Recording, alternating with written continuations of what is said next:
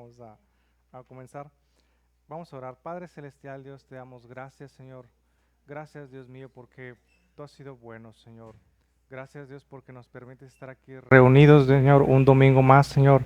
Gracias te damos, Señor Jesús. Yo te pido, Padre, que traigas con bien, Señor, a aquellos que vienen en camino, Señor.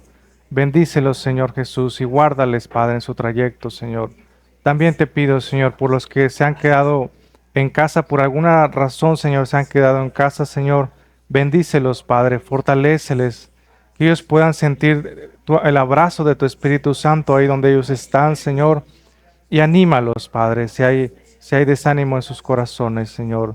Yo quiero poner también, Señor, esta, esta clase, Señor, quiero ponerla en tus manos, Dios. Ayúdame, Señor, a hacer lo más claro posible, Señor. Y ayúdame, Señor, que podamos a entender, Padre, cada una de tus palabras, Señor. Que podamos entender, Señor Jesús, tu palabra, los tiempos en que estamos viviendo, Señor. Te lo pido, Padre, en el nombre de Cristo Jesús, Señor, te damos gracias. Amén. Amén. Sí, hermano, hay aguas frescas, ¿verdad? Si alguien gusta, ¿verdad? Sí, adelante. O con toda confianza, parece y agarre una, ¿verdad? Sin problema. Este, bueno, hermanos, pues continuamos viendo el dispensacionalismo. Decía mi mamá, otra vez, y yo le decía, hermanos, que a veces cuando uno quiere construir una casa, ¿verdad? En un terreno donde ya hay una casa construida, pues primero tiene que derribar todas las paredes, derribar toda la construcción que ya está, para ahora sí empezar a construir una casa bien diseñada, bien ordenada y bien estructurada, ¿verdad? Entonces, estas primeras clases yo sé que a lo mejor ha sido un poquito tedioso ver el mismo tema, pero el propósito es, pues, derribar la falsa enseñanza que es que el arrebatamiento sería antes de la gran tribulación, y exponer la verdad bíblica que será juntamente con la segunda venida de Cristo después de la gran tribulación. Yo una vez he platicado con muchos hermanos que me han cuestionado, algunos de ellos me han dicho, hermano, pero si antes hombres de Dios nos predicaban que sería antes de la gran tribulación, ¿cómo es posible, hermano, que ellos no lo vieran o que ellos no se dieran cuenta de eso, ¿verdad? Si eran hombres llenos del Espíritu Santo, si eran hombres de mucha oración, y yo les explicaba de la siguiente manera, hay varias razones. Número uno es que la llenura del Espíritu Santo, la oración y el ayuno no nos hace omniscientes. ¿Qué es la omnisciencia? Es saberlo todo, ¿verdad? El saberlo todo, es la omnisciencia, es un atributo de Dios. O sea, es un atributo divino de Dios. Al igual que Dios es Dios todopoderoso, Dios es todo omnipresente, Él es todo omnisciente, ¿verdad? Y esos atributos de Dios, Dios no los comparte con nadie, hermanos. Dios no, por más lleno del Espíritu Santo que uno sea y de oración y de mucho ayuno, no nos hacemos todos poderosos. Claro, Dios nos puede usar para echar fuera demonios, para sanar enfermos, para dar los dones espirituales, pero los dones están sujetos a la soberanía de Dios, ¿verdad? Y Dios no hace todo poderoso a una persona. Dios no hace todo omnipresente a una persona. Y de igual manera Dios no va a hacer todo omnisciente a una persona, ¿verdad? Y la otra razón es porque este, el dispensacionalismo se popularizó mucho, porque los pentecostales abrazamos el dispensacionalismo en sus inicios y los pentecostales somos la denominación más numerosa evangélica, ¿verdad? O sea, nosotros duplicamos a todas las demás organizaciones en feligresía. O sea, duplicamos a los bautistas, a los metodistas, a los anglicanos, a todas las demás denominaciones, los pentecostales, los duplicamos en número, y todas juntas. O sea, es decir, que la feligresía pentecostal es la más numerosa, ¿verdad? Y por ende, el dispensacionalismo y las enseñanzas pentecostales suelen ser las más populares, ¿verdad? Por número. Y al abrazar el dispensacionalismo, pues los pentecostales, principalmente, pues los hombres de Dios, yo aclaro, hombres de Dios, no estoy diciendo que sean falsos maestros, hombres de Dios, en el pasado, pues cuando querían estudiar escatología, pues los libros que tenían disponibles eran dispensacionales, ¿verdad? Si usted iba a un instituto bíblico y quería ver libros de escatología, veía el dispensacionalismo, ¿verdad? Famoso Dejados Atrás, por ahí de un libro que muy famoso.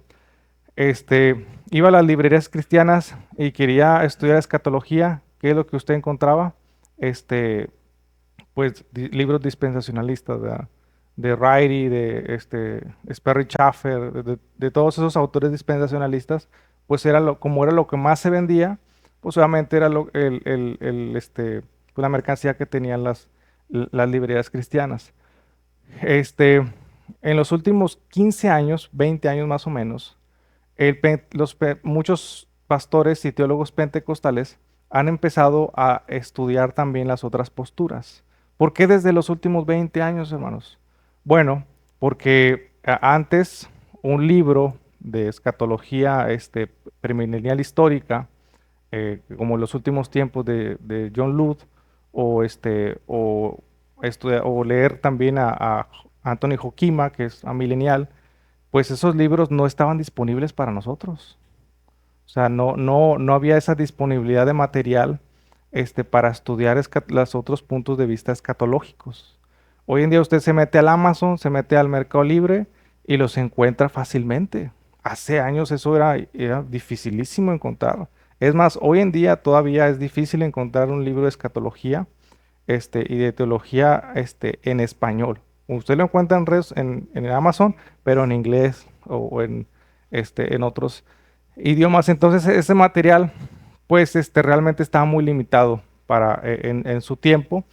Y otro factor es la Biblia interlineal, donde uno analiza el griego. Fíjense, anteriormente uno tenía que tener la Biblia interlineal y a la par la concordancia Strong. No sé si usted alguna vez ha visto una concordancia Strong, pero es un librote así enorme, donde para estudiar la Biblia tenías que tener la Biblia interlineal, ver la palabra en griego que corresponde y luego irte a la concordancia Strong. Ese material, las dos cosas eran muy escasas en su tiempo. Hoy en día hay una página, usted la puede buscar, se llama Logos Ca Logos. Se mete a la página Logos Ca Logos o busca en internet Biblia interlineal y ahí aparece la palabra en griego y usted le da clic a un enlace y lo manda a la concordancia Strong. O sea, el estudio bíblico se ha facilitado mucho en los últimos años, ¿verdad?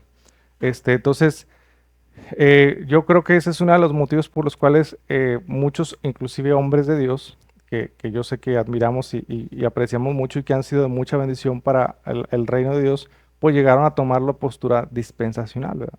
Ellos no eran omniscientes y en su momento no tenían las herramientas de estudio bíblico que hoy en día tenemos, ¿verdad? Yo admiro mucho de hecho, mi predicador favorito ya falleció. Vamos a confesar aquí, ¿verdad? ¿Quién es su predicador favorito, pastor? ¿Verdad? Este, Charles Stanley para mí es mi predicador favorito. Él era dispensacional y él predicaba el arrebatamiento antes de la gran tribulación, ¿verdad? Y yo para mí es mi ejemplo a seguir, al menos en el modelo de enseñanza que él tenía y cómo él se expresaba, yo lo considero, para mi gusto, y es una opinión personal, para mí es el mejor predicador de nuestros tiempos porque él hacía que sus mensajes fueran entendibles para el recién convertido, como para el cristiano de años, como para el que tenía licenciatura o maestría, o como para el que no había terminado la primaria. O sea, él era un predicador que era capaz de, a temas muy complejos, desmenuzarlo y hacerlo digerible para cualquier oyente, ¿verdad? Y eso es algo que pocos predicadores lo he visto, ¿verdad? Claro, obviamente hay de gustos a gustos, pero yo personalmente yo considero que él es el mejor predicador de nuestros tiempos. Otro predicador que yo también admiro mucho es David Wilkerson. No sé si alguna vez usted ha escuchado de él. Para mí, él es el modelo a seguir de un pastor pentecostal, ¿verdad?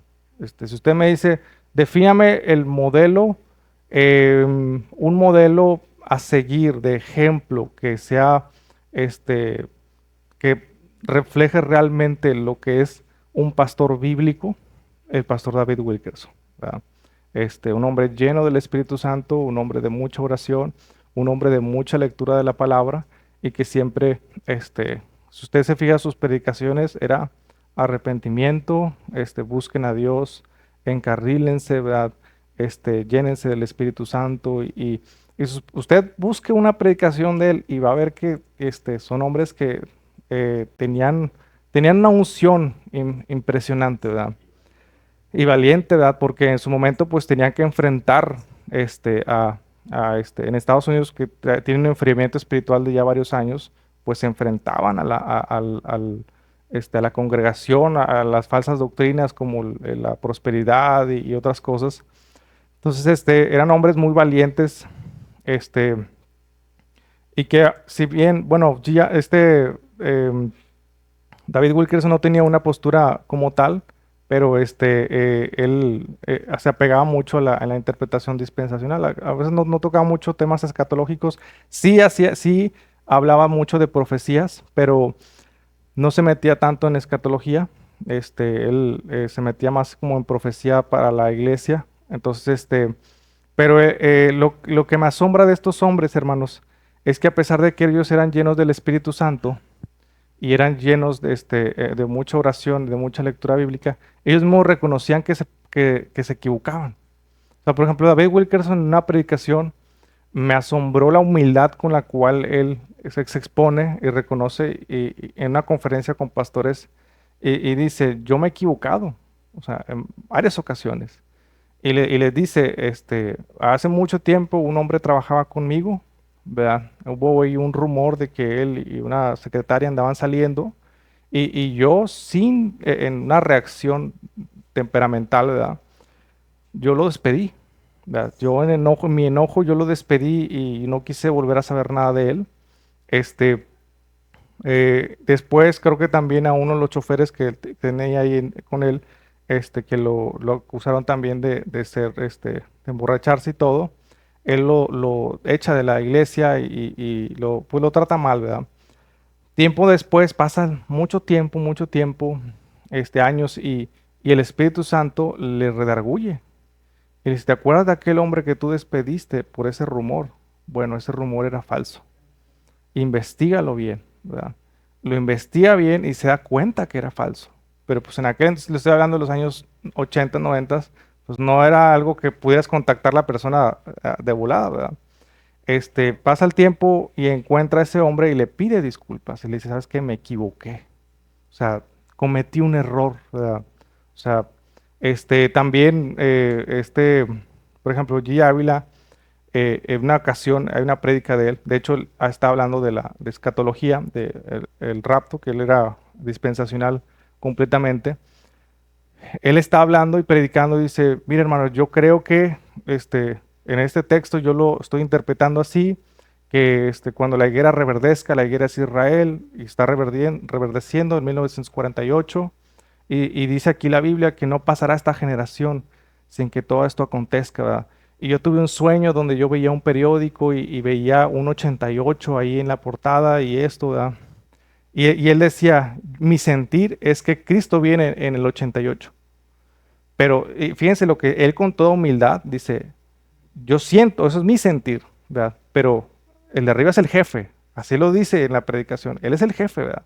Él es el que tiene la última palabra, o sea, yo me puedo equivocar, pero Dios no, ¿verdad? O sea, este es mi sentir, ¿verdad? Pero la palabra final la tiene Dios, ¿verdad? Entonces, esos hombres de Dios, también en su humildad, y eso también nos hace ver que eran hombres que llenos del Espíritu Santo, que eran capaces de reconocer su humanidad, que ellos también podían fallar, ¿verdad?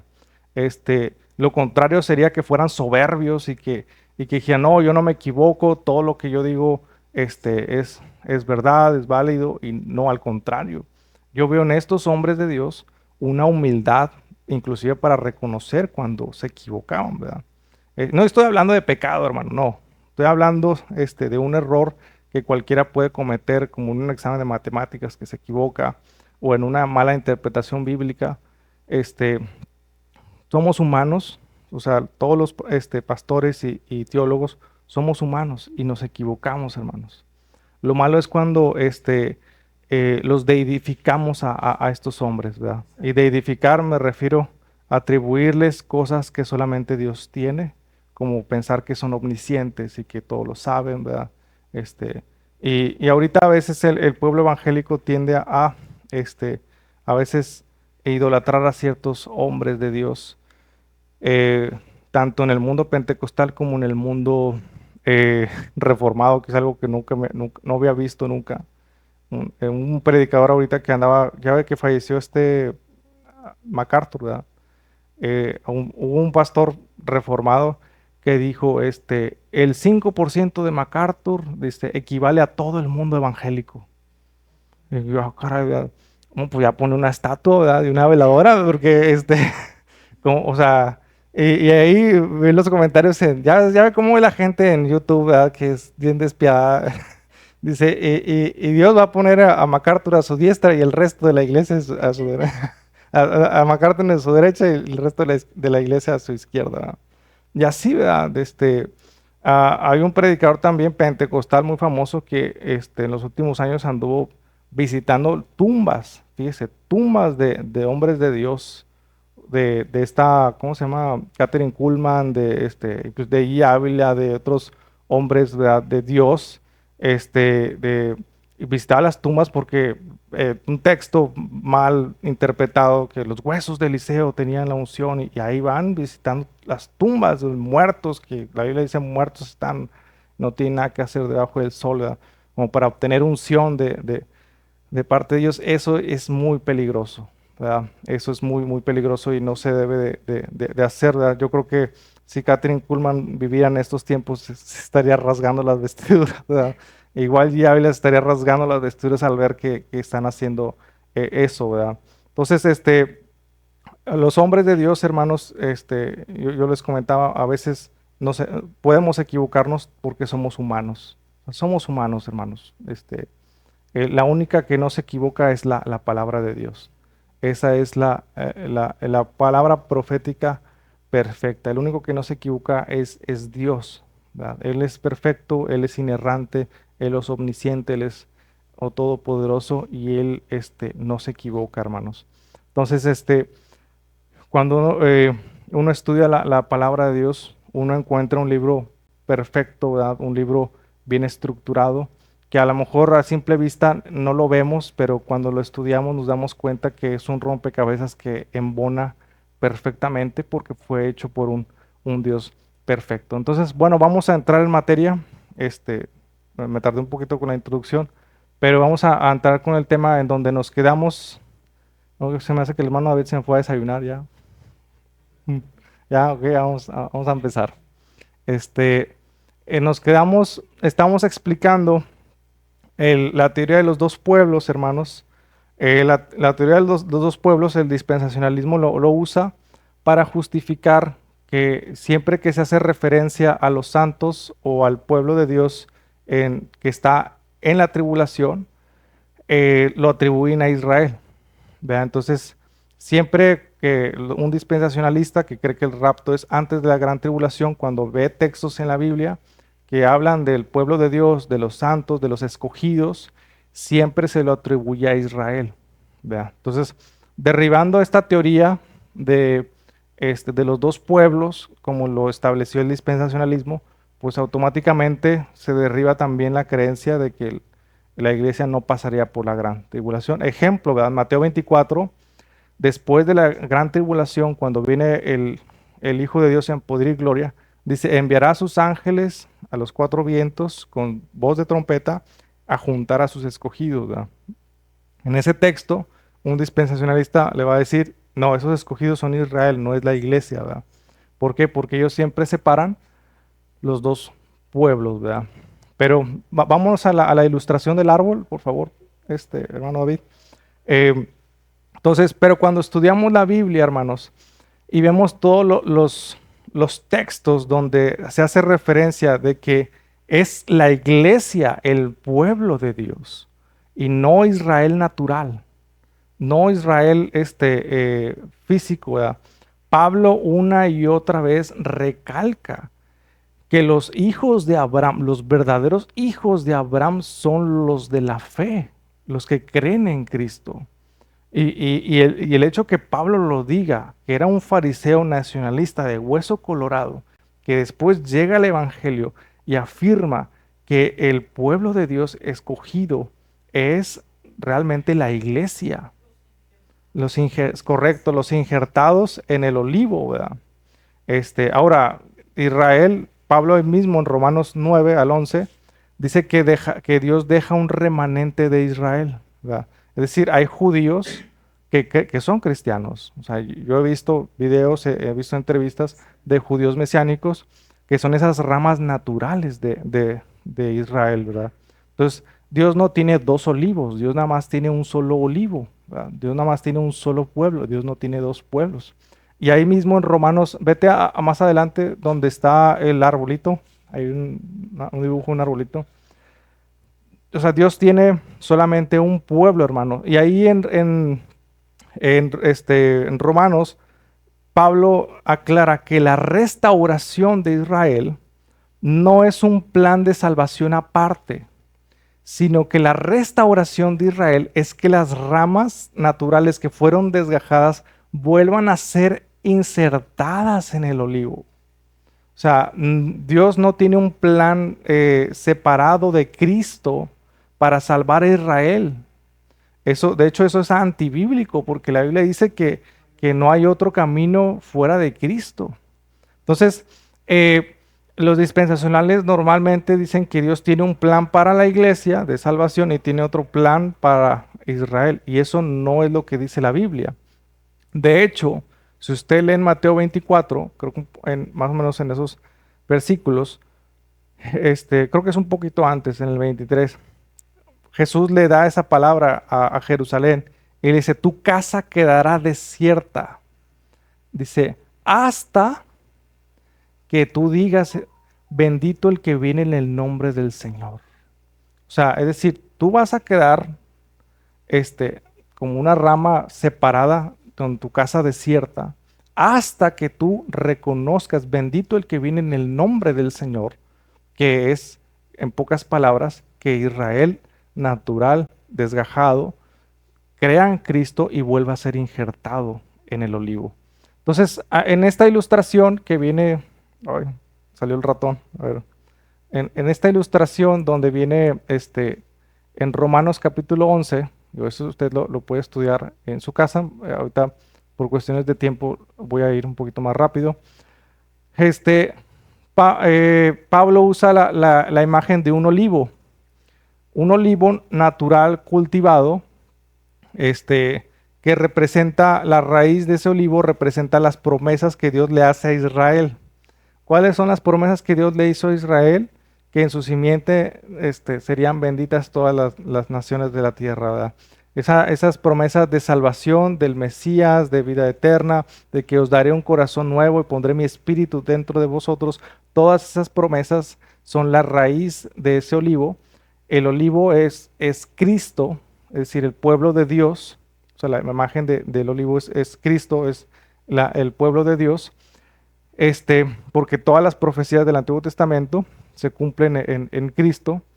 Y entonces Pablo dice, ¿verdad? Hay ramas naturales que eran los herederos de las promesas por sus padres, es decir, los descendientes naturales de Abraham, los judíos creyentes, las ramas naturales aquí en naranja, y están las ramas injertadas, que son los gentiles creyentes, esas azules que están aquí, ¿verdad?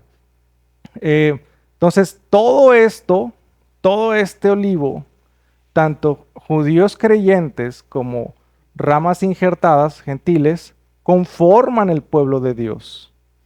¿Qué pasa entonces con las ramas naturales cortadas? Bueno, quedan separadas del olivo sin ser herederos de las promesas de sus padres. O sea, esto es clave, hermanos.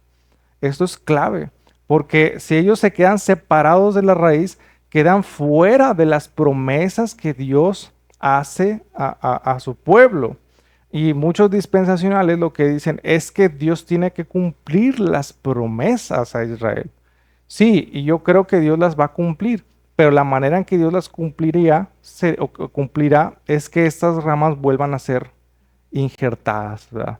Inclusive Pablo aclara en Romanos 9, 10 y 11 que Dios solamente dejará un remanente de Israel. No todo Israel será salvo, que hay un texto que lo malinterpretan en Romanos 11, donde dicen, y luego todo Israel será salvo, pero realmente la traducción correcta es, y así todo Israel será salvo. Es decir, cuando se cumpla el tiempo de los gentiles, cuando las ramas injertadas, eh, o silvestres, los gentiles, terminen de ser injertados, y obviamente también los judíos que vuelvan a ser injertados por la fe.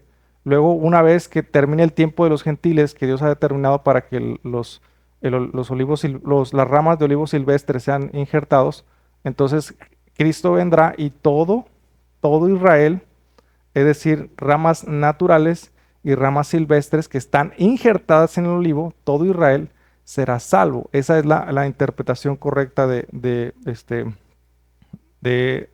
Romanos 11. Entonces, cuando uno entiende esto y se da cuenta que eh, el único pueblo de Dios que habla la Biblia son los creyentes en Jesucristo, tú dices, wow, wow, y wow, porque usted y yo somos herederos de las promesas. Somos descendientes de Abraham por la fe. Y cada una de las promesas que Dios le hace a su pueblo en el Antiguo Testamento se dirigen a la iglesia. Obviamente hablando de promesas espirituales. Porque es verdad que hay promesas terrenales que siguen vigentes en Israel, ¿verdad? Por ejemplo, si usted le dice a Dios, dame un pedazo de tierra allá en Israel, pues, pues es que me lo prometiste, ¿verdad? Bueno, pues eso se lo prometió la descendencia física de Abraham, ¿verdad? Fíjense, y esa promesa de bendeciré a los que te bendijeren, maldeciré a los que te maldijeren, aplica a la iglesia, porque es verdad que cuando alguien maldice a un cristiano, la maldición cae sobre esa persona, ¿verdad? También aplica pues, en el caso de Israel, porque ellos heredaron esa promesa de parte de Abraham, ¿verdad? Pero nosotros al ser injertados, nosotros somos herederos de esa promesa hecha a Abraham. Entonces, eh, Israel solamente somos injertados, ¿verdad? Pero somos parte del pueblo de Israel, ¿verdad? Israel natural, aunque a muchos nos pega porque siempre nos han enseñado esto, Israel natural, es decir, estas ramas desgajadas, no son parte del pueblo de Dios.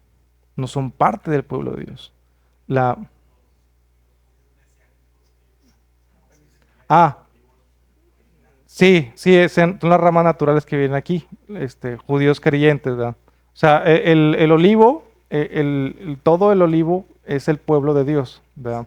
Conformado por ramas naturales, es decir, judíos mesiánicos o creyentes, y los gentiles creyentes, ¿verdad? Que son estos azulitos que vemos aquí, que pues, ahí estamos nosotros. Entonces, pero las ramas naturales, judíos incrédulos que no creen en Cristo, han sido separados de las promesas, de la raíz. Y eso implica que ellos no son hijos de Dios, no son pueblo de Dios, no son ovejas del pastor que es Cristo. O sea, no forman parte del pueblo de Dios. Entonces, hermano, ¿por qué tanto tiempo hemos estado pensando que Israel, ese país que está allá en Medio Oriente, es es el pueblo de Dios, ¿verdad? Híjole, no sé si decirles, hermano, porque es un chisme bien. No, bueno, ya no es chisme, es historia, ¿verdad? Dicen que los chismes del pasado son historia, ¿verdad? Cuando Scofield hace su Biblia, hermanos, recibió apoyo de una comunidad judía sionista, ¿verdad? Scofield, que fue el autor de la Biblia dispensacional que se hizo viral en todo Estados Unidos, que no era teólogo, Scofield no era teólogo, era un político, de hecho estaba afiliado al Partido Republicano, que tenía una vida moral muy cuestionable porque pues, se divorció y se volvió a casar, ¿verdad? Algo que bíblicamente lo descalifica para ejercer el ministerio. Por alguna razón desconocida, su Biblia aparece en todas las librerías de Estados Unidos, ¿verdad? Por alguna razón, ¿verdad? Sin ser de los teólogos más famosos del momento. Había varios teólogos muy famosos, Charles Spurgeon, estaba Charles Finney, eh, había varios teólogos muy renombrados. Entonces, pero él, sin tener ese renombre, su Biblia es publicada por una de las editoriales más importantes de Estados Unidos y llega a todo el mundo, ¿verdad? Y ahí muchos han llegado, ¿verdad? Por eso le digo que es un chisme, ¿verdad? Que eh, Scofield recibió apoyo de una comunidad judía sionista para inclinar a los cristianos a apoyar en cierta manera al pueblo de Israel, ¿verdad? Porque en aquel entonces, como el dispensacionalismo no se enseñaba y veían a los judíos como las ramas naturales desgajadas, pues obviamente no había una afinidad entre ambos grupos, los cristianos y judíos, ¿verdad? De hecho, les voy a decir algo que a todo el mundo nos va a, a cambiar un poquito la forma de pensar. Los judíos siempre han perseguido a los cristianos, hermanos. Siempre. Es más, usted se va ahorita a Israel y usted empieza a orar en público, hay judíos que vienen y te escupen en la cara. Así, hermanos. O te golpean. O sea, los judíos siempre, los judíos naturales, estoy hablando de los no mesiánicos, siempre han perseguido a la iglesia. ¿Quiénes eran los que persiguieron a los discípulos? Los judíos, los judaizantes. ¿Quiénes eran los que eh, Jesús les dice en Mateo 24, ¿verdad? Y los entregarán ¿a dónde? A las sinagogas. ¿Qué eran las sinagogas? Los judíos, hermanos. ¿Quiénes crucificaron a Jesús? Los judíos naturales, incrédulos. Entonces, realmente esa enemistad siempre ha habido entre los cristianos y los judíos. Y entonces cuando llega esto usted lo puede buscar, hermano. Es un tema muy profundo, no me voy a desviar mucho, pero muchos creen, si bien no hay nada comprobado, pero sí está comprobado que hubo una relación en un club ahí que estaba afiliado político Scofield con varios judíos sionistas, donde probablemente ahí hubo algún acuerdo y pues la Biblia Scofield se hizo viral en su momento a lo largo de Estados Unidos. Entonces, de ahí pues a lo mejor no sé, puede ser algo malintencionado, podría ser que no, igual se lo dejo a usted a su criterio, investíguelo y ya usted llegue a las conclusiones que usted quiera, ¿verdad? Vamos a la siguiente diapositiva. Dígame, hermano. Estoy así como divagando. Gracias a ello, a los judíos incrédulos, nos llegó la bendición también, a Sí, causa de, si no estuviéramos nosotros es, en el, es así en la correcto. tierra. Es correcto. De hecho dice Pablo ahí, ¿verdad? Que el endurecimiento de Israel, ¿verdad?, ha dado oportunidad a que los gentiles nosotros seamos injertados. Y cita un texto del Antiguo Testamento que dice, os provoqué a celo con un, Amén. con un pueblo que no era pueblo. Es un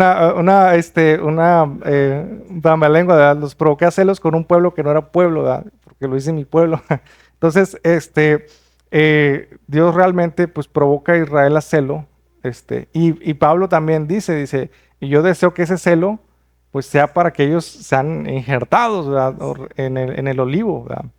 Entonces, sí, ahorita, y oramos, ¿verdad? Oramos por, eso quiere decir, hermano, vamos a odiar a Israel. No, No, no me estoy refiriendo a eso, hermano. No, al contrario, debemos de orar por Israel, orar para que esos judíos que pues son descendientes de Abraham, el padre de la fe, vuelvan y se arrepientan, ¿verdad? Inclusive ahorita, y damos gracias a Dios porque en esos últimos tiempos, ha habido una conversión de judíos grande, ¿verdad? Significativa, cosa que nunca antes habíamos visto. Y yo he visto iglesias y judíos mesiánicos que ellos dan su testimonio y lo dan de una manera, o sea, tremenda, y nos gozamos cuando vemos que las ramas, que fueron desgajadas vuelven a ser injertadas en el olivo. Y nosotros como creyentes no debemos de odiar a Israel, al contrario, debemos de orar para que ellos sean otra vez injertados en las promesas de Abraham, ¿verdad?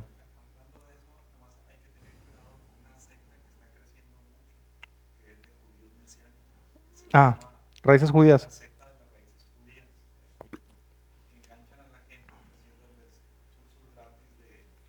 De- sí, sí, bueno, también esto siempre es, mire hermano, este problema siempre ha existido desde tiempos de Pablo. Eh, Muchos judíos se han metido dentro del cristianismo. O sea, eso, por eso digo, eso lo de la Biblia Scofield no me extrañaría, porque no es la primera vez que los judíos se infiltran dentro de la iglesia para judaizar a los cristianos. En los tiempos de Pablo, de hecho, las cartas de Gálatas, por ejemplo, es precisamente para detener y contrarrestar a los judaizantes, ¿verdad? O sea, judíos que se habían inmiscuido y que habían empezado a meter doctrinas contrarias al evangelio, que se tenían que circuncidar, que tenían que guardar el sábado, que tenían que hacer cosas de la ley.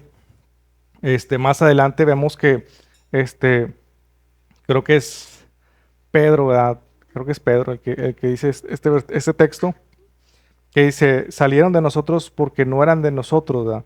Muchos calvinistas lo utilizan para decir, no, es que se fue al mundo porque no estaba predestinado a salvación. Pero el contexto de ese texto no está hablando de cristianos, está hablando de anticristos.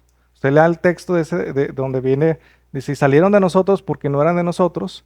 Antes habla de anticristos que niegan a Cristo, es decir, que se inmiscuyen dentro de la iglesia para hacer que el cristiano niegue a Jesús, ¿verdad?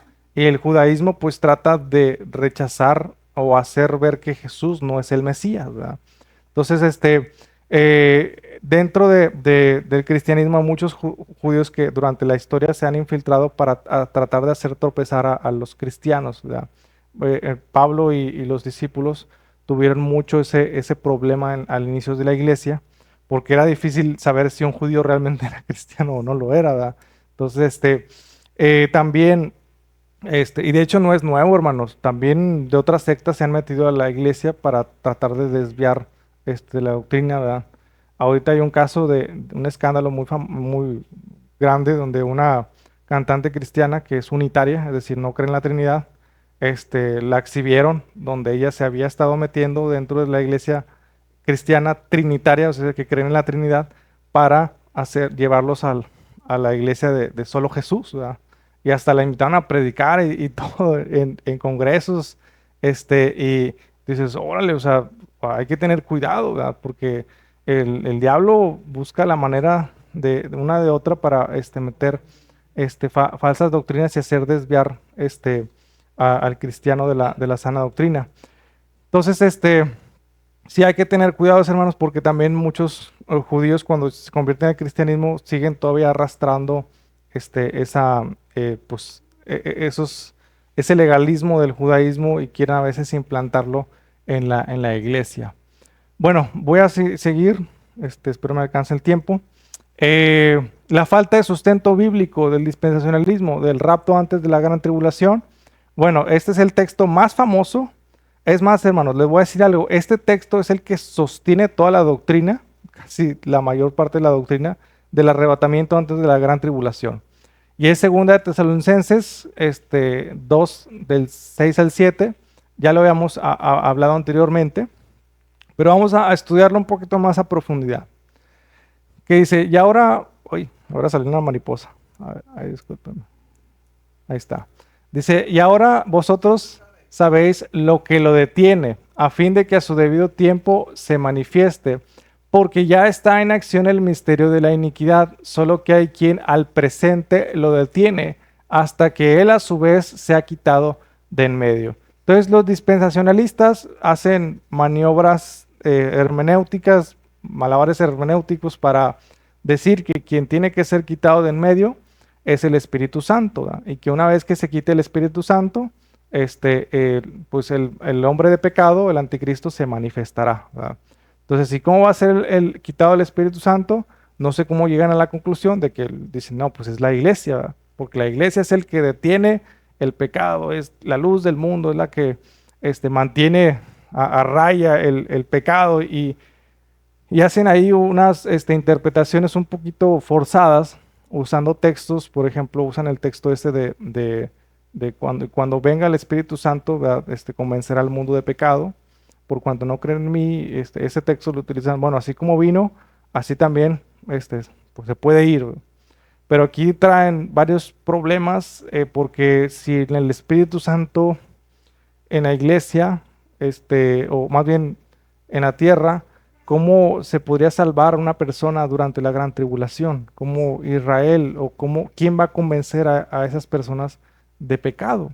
Y el texto dice, convencerá al mundo de pecado por cuanto no cree en mí. Es decir, que una de las labores del Espíritu Santo es convencer al mundo de pecado. Después vemos en Apocalipsis a los dos testigos haciendo prodigios y milagros y que dice que son llenos del Espíritu Santo. ¿Y cómo lo van a hacer si ya no va a estar, ¿verdad? Entonces,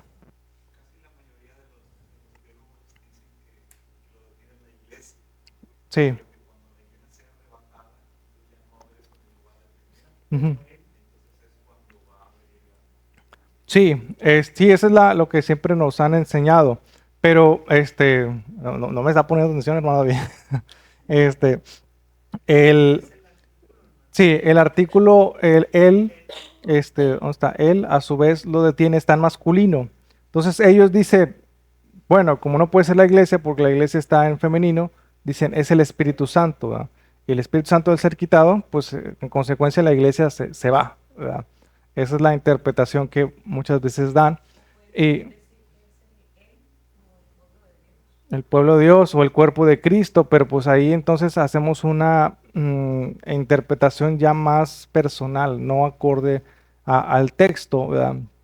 Y aparte aquí también, ¿por qué decir él y no nos vamos nosotros, ¿verdad? O nos vamos a ser quitados nosotros, ¿verdad? O sea, hay ciertas preguntas que habría que hacerle al texto. Este es uno de los textos más difíciles de entender, hermano, del todo el Nuevo Testamento. Es uno de los más difíciles de entender. Es, sí, no es fácil interpretarlo. Y yo siempre he dicho, una doctrina no puede estar sustentada en un solo texto, y menos si es difícil de entender, ¿verdad? Toda doctrina tiene que tener a lo largo de la escritura una repetición crónica para que se haga un principio y que ese principio sea sólido y tenga un sustento bíblico fuerte. Que el arrebatamiento después de la gran tribulación sí lo tiene, y más adelante lo vamos a ver. Yo una vez platicaba con un hermano, ¿verdad? Y él decía, no, es que aquí dice que hay quien al presente lo detiene, es decir, está presente. ¿Y por qué llega a la conclusión de que está en la tierra? O sea, eso está en la tierra, está en el mundo físico, porque está presente. Pero no es no es presente de estar presente, sino es tiempo presente. ¿Se me explico? ¿Verdad? O sea, en nuestro idioma, obviamente, pues son sinónimos, pero en el griego, la palabra arti, que es la que se utiliza aquí en presente, literalmente significa ahora mismo. Es decir, es tiempo presente, así como pasado, presente y futuro. O sea, dice, ahorita en este momento, hoy hay alguien que lo está deteniendo. ¿Verdad? La palabra detiene es en griego katejo, que significa sostener, sujetar o retener o mantener firme, ¿verdad? O sea, es un forcejeo, ¿verdad? Es un forcejeo que se está dando, ¿verdad? Ahora, ahora fíjense, la clave también aquí está en esta frase, que el misterio de la iniquidad ya está en acción, solamente que hay al presente alguien que lo detiene. O sea, desde tiempos de Pablo, el ministerio de la iniquidad, el misterio, perdón, de la iniquidad, que para empezar es un misterio porque si fuera algo conocido, Pablo no lo hubiera dicho, pero ese misterio ya está en acción, ¿verdad? Ya está en acción desde tiempos de Pablo. O sea, el diablo ya está trabajando, ya está haciendo su chamba de querer traer esa tribulación, esa persecución, ¿verdad? O sea, él ya está haciendo esa chamba, ¿verdad? Pero hay alguien que al presente lo detiene. Y ese detiene es desde tiempos de Pablo, ¿verdad? Y está en acción, ¿verdad? Si fuera, si fuera la iglesia quien lo detendría, ¿verdad? Que, bueno, lo que dicen los dispensacionales es que la iglesia es quitada y el anticristo se manifiesta, ¿verdad? O nace, ¿verdad? Si el anticristo tiene que nacer físicamente encarnado como la encarnación del mal, como lo dice el texto, que es el hombre de pecado, pues entonces al no nacer, ¿dónde está? ¿Está en este mundo? El anticristo, si no ha nacido en este mundo, entonces ¿dónde está? Cuando Cristo no había nacido en su encarnación, ¿dónde estaba Cristo?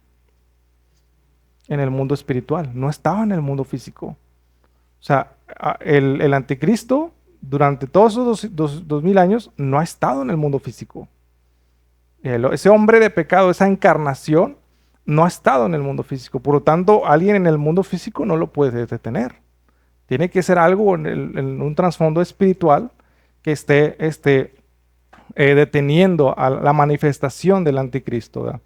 Entonces, el texto afirma que el misterio de la iniquidad ya está en acción, pero que a su vez hay alguien en tiempo presente que lo está reteniendo. Debido a que el misterio de la iniquidad no se ha manifestado en el mundo durante 2000 años, podemos concluir que dicho combate o resistencia no está en el mundo terrenal, sino en el mundo espiritual. Entonces ahí hay que ver, ¿verdad? Dónde realmente se está presentando esa lucha. Ahora, es un misterio, hermano. Realmente Pablo no dice realmente lo que lo detiene y hay muchas posibles interpretaciones, ¿verdad? Yo les decía otras dos, que las otras dos, pues el arcángel Miguel, otros dicen que son los gobiernos humanos que son impuestos por Dios, esos tres cuernos que la bestia, que el falso profeta tiene que, el hombre de pecado tiene que derribar para tomar el control, ¿verdad? Recuerda que la bestia dice, y vi una bestia y yo vi un cuerno que derribó otros tres cuernos y toma el control de la bestia. Entonces, muchos lo asocian esos tres cuernos como los gobiernos humanos, o la democracia, los gobiernos impuestos por Dios. Entonces, de ahí surgen varias interpretaciones, pero vamos a ver cómo el texto mismo descarta que podría ser el Espíritu Santo o la iglesia. Y la clave está en lo siguiente. ¿Pueden darle la siguiente diapositiva, por favor? Dice el dicho que un texto fuera de contexto no es más que un pretexto, ¿verdad? Este texto en 1 Tesalonicenses, capítulo 2, comienza de la siguiente manera. Pero con respecto a la venida de nuestro Señor Jesucristo y nuestra reunión con Él, ¿qué es nuestra reunión con Él, hermanos? ¿A qué se refiere con nuestra reunión con Él, Pablo? El arrebatamiento. Pero fíjense lo que está diciendo el texto. Pero con respecto a la venida de nuestro Señor Jesucristo y nuestra reunión con Él, es decir, como si las dos cosas fueran al mismo tiempo, os rogamos, hermanos, que no os dejéis mover fácilmente de vuestro modo de pensar, ni os conturbéis ni por espíritu, ni por palabra, ni por carta, como si fuera nuestra, en sentido de que el día del Señor está cerca. El día del Señor siempre se asocia a la segunda venida de Cristo. Y aquí Pablo está incluyendo que también va a nuestra reunión con Él. Dice, nadie os engañe de ninguna manera, porque no vendrá, es decir, no vendrá nuestro Señor Jesucristo y no sucederá nuestra reunión con Él, sin que antes venga la apostasía y se manifieste el hombre de pecado y el hijo de perdición. O sea, el texto mismo está situando la reunión de la iglesia con Cristo después de la manifestación del hombre de pecado. Y yo le decía a mi esposa, ¿cómo nunca lo habíamos visto? O sea, ¿cómo nunca habíamos visto que aquí Pablo está englobando las dos cosas? Pero es que el dispensacionalismo son como unas gafas que uno se pone, una lente que ya trae predispuesta a leer la Biblia con una idea absorbida, ¿verdad? Una idea ya preconcebida. Y así sucede con muchas falsas doctrinas, ¿verdad? Los calvinistas, yo siempre cuando los he confrontado, Dice, ¿y dónde viene esto, hermano? La predestinación. Tú en este texto, ¿dónde ves tú la predestinación? ¿Dónde ves tú el sacrificio limitado de Cristo? ¿Dónde tú lo ves? El texto no lo está diciendo, ¿verdad? Pero sin embargo, ven predestinación, ven selección donde no lo hay, ¿verdad? Por ejemplo, este texto que les mencioné hace rato, ¿verdad? Dice, salieron de nosotros porque no eran de nosotros. No les dice, la salvación se puede perder. Dice, no, el que se perdió nunca fue salvo. Y la Biblia dice, salieron de nosotros porque no eran de nosotros. Pero hermano, el contexto está hablando de los anticristos, de los falsos maestros. No está hablando de cristianos genuinos. No podemos aplicar eso a tu interpretación, ¿verdad? Pero el calvinismo te pone unos lentes y ya con esa idea leemos la Biblia y la leemos ya con esas ideas preconcebidas. Y lo mismo sucede con el dispensacionalismo, ¿verdad? Que el arrebatamiento antes de la gran tribulación, cuando se nos mete esa idea y leemos la Biblia, pues no nos percatamos de estos detalles que dicen mucho, que la venida de nuestro Señor Jesucristo y nuestra reunión con Él. Es decir, Pablo aquí lo está haciendo junto, o sea, en una misma cosa, ¿verdad?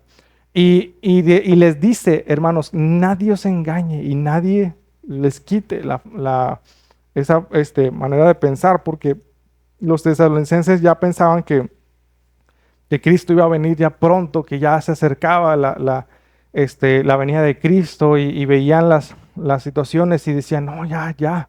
Es más, no, hombre, a lo mejor ya vino, o ya viene, o ya vino, ¿qué está pasando? Y había mucha confusión en la iglesia de los tesalonicenses. Y Pablo lo que le dice, hey, tranquilos, calma. O sea, no va a venir y nuestra reunión con él no va a suceder, fíjense, hasta que se manifieste el hombre de perdición, de pecado, y hasta que se haga la apostasía. Entonces, aquí Pablo le está diciendo, hey, tranquilos, ¿verdad? Tranquilos. Y yo lo que he visto es que muchos hermanos al escuchar predicadores que predican el rapto, mañana viene, en cualquier momento viene, hermanos. Y las señales y esto, ya viene el otro año, ya viene este año. Hay testimonios de hermanos que dejaron la universidad, que vendieron casas, que no se casaron, que dejaron muchos planes y muchas cosas a un lado, porque creyeron que no, ya, mañana viene, ¿verdad? Y muchos dicen, es que la iglesia siempre ha estado al pendiente de que llegue en cualquier momento. No, hermano, este texto sugiere que no. Este texto sugiere que Pablo está diciendo, nadie os engañe. O sea, antes de que Cristo venga, tiene que primero ocurrir la apostasía y tiene que manifestarse el hombre de pecado. Entonces, eh, eso quiere decir que vamos a darnos rienda suelta. Yo siempre he visto que dice, pues entonces si tú le dices eso a la iglesia se va a dar rienda suelta. Al cabo, pues tiene que manifestarse, tiene que pasar esto y otro. A ver, hermano, un cristiano que piensa así, para empezar, ni es cristiano. O sea, de verdad, una persona que piensa, no, pues al cabo, luego me arrepiento, ¿verdad? Es como el que dice, el joven que dice, no, pues la muerte, la tumba la tengo muy lejos, ¿verdad? No, pues mejor le doy rienda suelta. Ya cuando esté viejito, ya me arrepiento. Entonces no es cristiano realmente.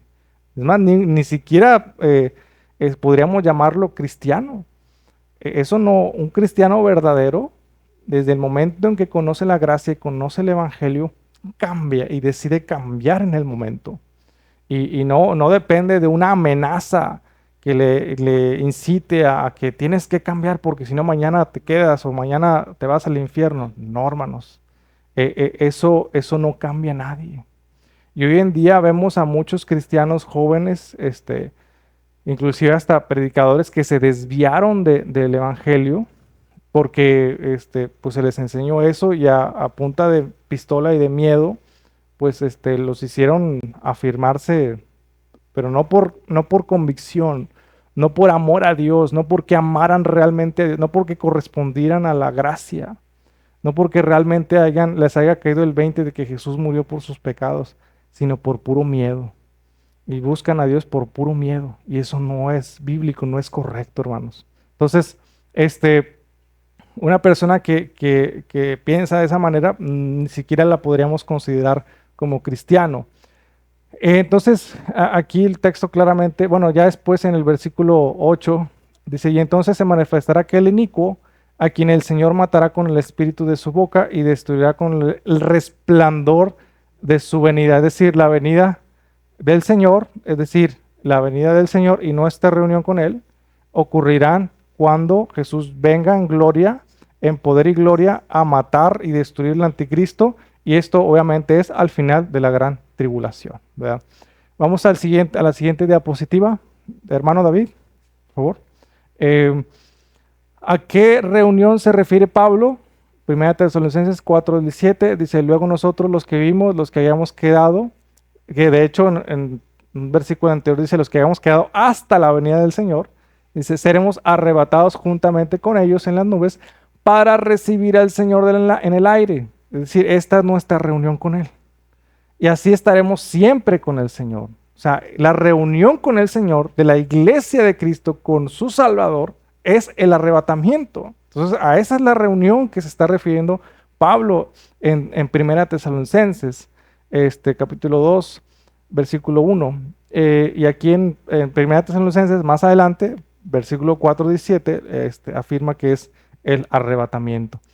Mateo 24 dice, e inmediatamente después de la tribulación de aquellos días, fíjense, inmediatamente después de la tribulación de aquellos días, el sol se oscurecerá y la luna no dará su resplandor y las estrellas caerán del cielo y las potencias de los cielos serán conmovidas. Aquí ya está hablando del derramamiento de la ira del Señor, que viene acompañado de ¿qué? De la señal del Hijo del Hombre en el cielo, la segunda venida de Cristo. Entonces aparecerá la señal del Hijo del Hombre en el cielo y entonces lamentarán todas las tribus de la tierra y verán al Hijo del Hombre viniendo sobre las nubes del cielo con poder y gran gloria. Y enviará a sus ángeles con gran voz de trompeta. Fíjense cómo la trompeta siempre está presente con el arrebatamiento. Juntarán a sus escogidos. Un dispensacionalista aquí dice, como es después de la tribulación, dice, no, este es Israel, pero ya vimos que no hay dos pueblos, hay uno solo. Juntará a sus escogidos de los cuatro vientos desde un extremo del cielo hasta el otro, ¿verdad? Esta palabra juntarán en el griego es la misma que se utiliza con reunir, o de reunir, como es la misma palabra griega, o sea, es la misma raíz de la palabra griega que usa Pablo en Tesalonicenses, de nuestra reunión con él, ¿verdad? Esa juntarán realmente es reunir. Entonces, los textos creo yo que son muy claros ya cuando uno los ve, los leas en su contexto. Hermano, pero hay una parte donde dice, y uno será quitado y otro será dejado, ¿verdad? Bueno, viene en los versículos posteriores a este versículo. En el 32, 33, 34, 35, después de la segunda venida de Cristo, Cristo aclara de cómo van a ser reunidos sus escogidos, que uno será tomado y uno será dejado, ¿verdad? Es decir, como si estuviera explicando cómo va a suceder esto, ¿verdad? Después de la segunda venida, o más bien junto con la segunda venida de Cristo, ¿verdad? Entonces, de esta manera entendemos que no puede ser la iglesia lo que obstaculiza al hombre de pecado. No puede ser el Espíritu Santo. O sea, hay mucha evidencia bíblica que contradice esa postura dispensacional. Hasta aquí, hermanos, ¿alguien tiene alguna duda? Pregunta, comentario, ¿no? ¿Alguna duda, pregunta o aportación, inquietud? ¿Verdad? Hermano, ya me dio miedo, ¿verdad? decía un hermano, ¿verdad? Que estaba platicando, decía, hermano, pero no la vamos a hacer, hermano, no la vamos a hacer, ¿verdad? ¿Cómo? No la vamos a hacer en la persecución, hermano, no la vamos a hacer. Y yo le decía a hermano, si en el siglo primero, ¿no? Los apóstoles, Pablo, siglo segundo, el cristianismo fue perseguido, ¿por qué creemos que nosotros, la última generación, no va a ser perseguida? Siendo que la maldad va de mal en peor, ¿verdad? Es ilógico, ¿verdad?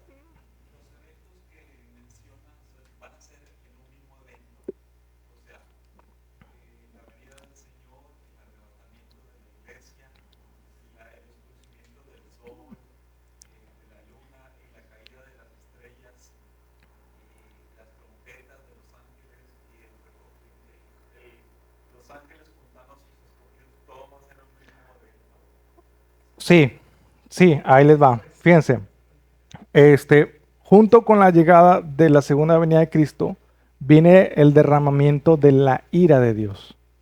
Que eso ya no es la tribulación, que es lo que yo muchas veces les he tratado de explicar a los pretribulacionistas. Dice, es que la tribulación es la ira de Dios. No es la ira de Dios, hermanos. No es la ira de Dios. Porque la ira de Dios es ejecutada por el mismo Dios y la tribulación es ejecutada por el anticristo, ¿verdad? Siempre que se habla de la ira de Dios son eventos cataclísmicos, o sea, las estrellas cayendo del cielo, el sol oscureciéndose, y cuando hablamos de la gran tribulación, vemos que es una persecución, es ese dragón arrojando a aguas sobre la mujer, ¿verdad? La mujer vestida de sol que viene en Apocalipsis, que siempre es Israel, ¿verdad? Pero luego al final, el último texto dice, estos son los que guardan el testimonio de nuestro Señor Jesucristo. Y santo Dios, no son los judíos, ¿verdad? Son los que guardan el testimonio de Jesucristo, que es la iglesia como tal, ¿verdad? Esos dos testigos que vemos en Apocalipsis, que siempre hemos dicho de que es Elías, es ¿quién más? Enoc y Moisés. Pero Apocalipsis nos da la clave, nos lo muestra cifrado, pero nos da la llave. Y dice, estos son los dos candeleros de Dios y los dos olivos que están delante del Señor de toda la tierra. Es decir, ahí está la llave de quiénes son los dos testigos, los dos candeleros de Dios. ¿Qué eran las 7 iglesias al inicio del Apocalipsis? Los 7 candeleros de Dios que están delante de Dios. ¿Quiénes eran los dos olivos en el Antiguo Testamento? Josué y Zorobabel. Eso viene en Zacarías, ¿verdad? Y esos son los dos olivos que vierten agua, que vierten aceite sobre un candelero. Está hablando de la unción de rey y sacerdote. Es la unción de Zacarías y de Josué, ¿verdad? Entonces cuando uno ve, ya voy a terminar, ya me están haciendo ojo, ¿verdad? Pero los dejo con la incertidumbre o termino, ¿verdad? Bueno. Entonces Josué y Zorobabel tenían la unción de sacerdote y de rey, ¿verdad? En el Nuevo Testamento, ¿quiénes tienen la unción de rey y sacerdotes? Jesucristo. Jesucristo, bueno, se cumple en Jesucristo, ¿verdad? Reyes y sacerdotes. Eso viene en Pedro, si no me equivoco, ¿verdad? Y nos ha constituido reyes y sacerdotes, ¿verdad? Y son testigos porque Jesucristo dijo, y me seréis testigos en la tierra, en Judea y en Samaria y hasta lo último de la tierra, ¿verdad? Y dice que sus cadáveres durarán en la plaza, en la ciudad, durante 3 días y medio, la mitad de una semana, que son 3 años y medio. Si usted estudia y ve que y no lo interpreta de manera literal, ¿verdad? Porque los dispensacionalistas dicen, no, son 2 testigos, son 2 hombres. Y yo siempre les digo, ¿por qué interpretas literal los 2 testigos y la bestia con 7 cabezas y 10 cuernos no la interpretas literal? ¿En qué te basas tú? Y no tienen respuesta a eso, ¿verdad? O interpretas todo literal o todo simbólico, ¿verdad? Entonces estos 2 testigos es algo simbólico. Y los ves haciendo señales y prodigios que hicieron Elías y Moisés, ¿verdad? Entonces, es un tema muy profundo. Ahorita nada más los dejo ahí con la cosquillita para que usted siga leyendo y lea ese pasaje de Apocalipsis y vea que todo lo que le estoy diciendo. Y luego al final, ya al último, después del tercer día y medio, dice que hay una voz en el cielo que le dice, subid acá, súbanse acá, ¿verdad? Dice, y todos se quedarán asombrados y todos quedarán pasmados por lo que está sucediendo. Y entonces viene la ira de Dios a castigar al anticristo, ¿verdad? Ese subida acá es un tipo del arrebatamiento de la iglesia. Pero como está encriptado y la llave está en que estos son los 2 candeleros de Dios, los 2 olivos, cuando nos vamos a lo que el texto nos dice que son, pues y lo vemos a la luz de la escritura, llegamos a la conclusión de que esos 2 testigos es la iglesia y no son personas normales. porque una persona normal no puede tener la unción de sacerdote, de la misma unción de Cristo, ¿verdad? El único que lo tiene es la iglesia, o sea, todos como tal tenemos esa unción, ¿verdad? No sé si me explico, ¿verdad? Sería volver a tener que tener un Mesías, ¿verdad? Otra vez, pero bueno, es un tema muy profundo, hasta aquí le vamos a dejar, hermanos, y yo quiero que oremos a Dios y le pidamos que nos abra nuestro corazón, nuestro entendimiento y nos prepare también para adorarle. Padre Celestial, Dios, gracias te damos, Señor Jesucristo, porque tú eres bueno, Señor, y porque para siempre es tu misericordia, Señor. Gracias, Señor, porque tú nos has hablado, Señor. Gracias porque tú has sido bueno, Señor Jesucristo, con nosotros. Yo te pido, Padre, que tú nos estés abriendo nuestro entendimiento, Señor, para entender tu palabra, Señor. Que quitas, Señor Jesús, tal vez todo prejuicio, Señor. Quitas, Señor Jesús, tal vez todo cosa que obstaculice para que nosotros podamos entender y aprender tu palabra, Señor. Ayúdanos a entender y a discernir los tiempos, Señor. Ayúdanos a entender, Padre, y estar preparados, Señor Jesucristo, para si en dado caso, Señor, nosotros llegamos a ser perseguidos, Señor. Ayúdanos a tener la firmeza en la fe, Señor, para seguir guardando tu testimonio, Señor. Ayúdanos, Padre, te lo pido, Señor. También prepara nuestros corazones para este tiempo de adoración, de alabanza, Señor. Permítenos deleitarnos en tu presencia, Señor. Que nuestro corazón, Señor, se llene, Padre, por medio de la adoración, Señor. Que tu Espíritu Santo nos abrace, nos llene, Señor Jesús. Te lo pido en el nombre de Cristo Jesús. Te damos gracias. Amén.